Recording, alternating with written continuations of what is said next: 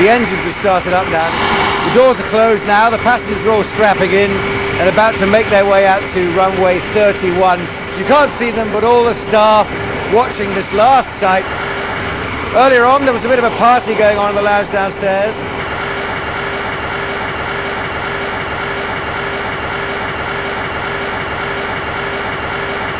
There's the pilots waving to us now, if you can see that. Mike Bannister, Chief Concorde pilot. He's pretty heartbroken, he's already made that clear.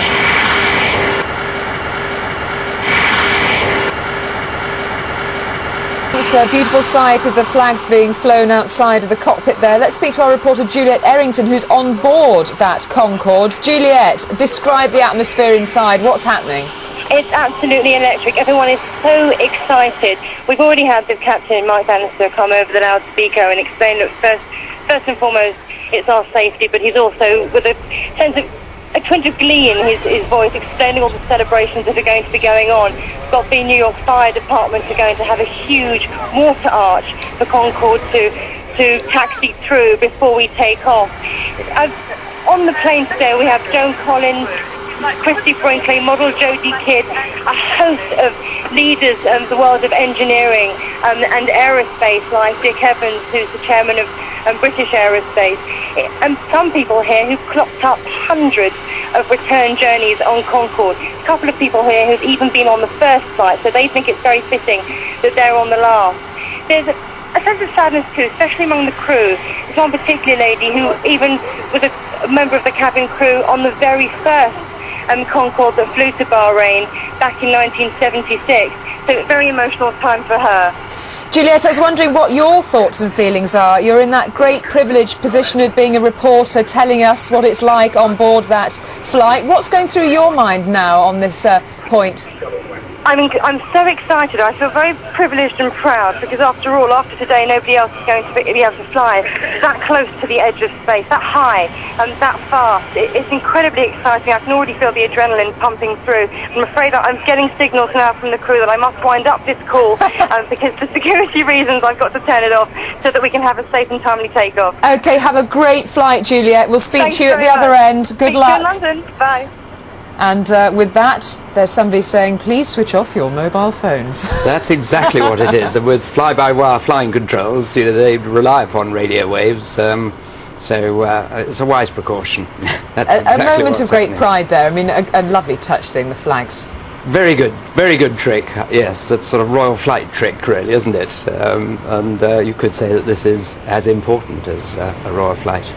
We were hearing from one of the pilots a little earlier on in the news conference that he was giving at JFK, and you all seem to have a great sense of occasion today. You've all got a sort of a romantic attachment really to this aircraft. Well, for a lot of us it was our life, from quite an early age right the way through to the time we retired. Yes, we have a very romantic attachment to the aeroplane, and it is a beautiful sight, always is a beautiful sight. We're just hoping that they might put their flags away and concentrate perhaps on what's going to happen in the cockpit in the next few minutes. Exactly. I don't know whether it's possible. Is it possible to find out from your reporter there which runway they're going to be using for takeoff? Well, Have you still got him there? We might see if we can find that out for you. Is Andrew, are you still online with us? I am, yes. I'm standing here looking at the side-on view now. Yeah, we were just wondering in the studio here, I have a former Concorde pilot alongside me, Andrew. He was wondering which runway this Concorde is going to be using imminently. Well, compare notes with him. As far as I know, they're going to be using runway 31. Does that make sense with your guess? Absolutely. That sounds 31 left. Sounds as though it's certainly it's the least noise-sensitive runway, and we're still playing that game. Even now, even now. And the procedures. We've been told that it's runway 31. They haven't decided whether it's left or right. Oh, right, okay. It was usually, in my day, it was certainly 31 left. 31 right was a last resort, really, because it did pass over quite close to hospitals and buildings. 31 left, you could turn the aircraft straight off the deck and stay out over Canarsie Bay. Andrew, well, that makes sense in these days of American security, certainly, that they would choose runway left. But they may just risk it for a flight over some more buildings to give the rest of New York a look at the best view of Concorde, of course, which is when you're on the ground watching it fly over you at low altitude. Yes, we've got an amazing shot. We just lost it temporarily there of that the beautiful nose of this craft there, and you can see, Colin, how finely tuned every single piece of equipment is on this aircraft. Well, if you compare that aeroplane, production aeroplane, with the pre-production models, there were modifications made to it for other reasons that have made it a much prettier being. The extension to the fuselage and the extension on the tail just gave it that perfect symmetry. So there was a lot of attention paid to the image as well as the engineering. I think that was probably coincidental. I mean, just about everything on that aeroplane is there for essentially a very good reason. But it just turned out that it was incredibly pretty. And if you look back in history, all the really great aeroplanes were actually pretty aeroplanes. And give us a sense of what it's actually like in that cockpit. A pretty cramped space for pilots and passengers alike, Concorde. Cramped, yes, except you're not there for very long.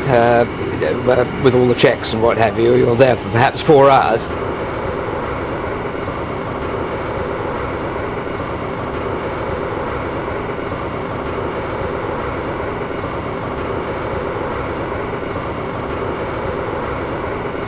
So can I just draw your attention to the picture there of the salute?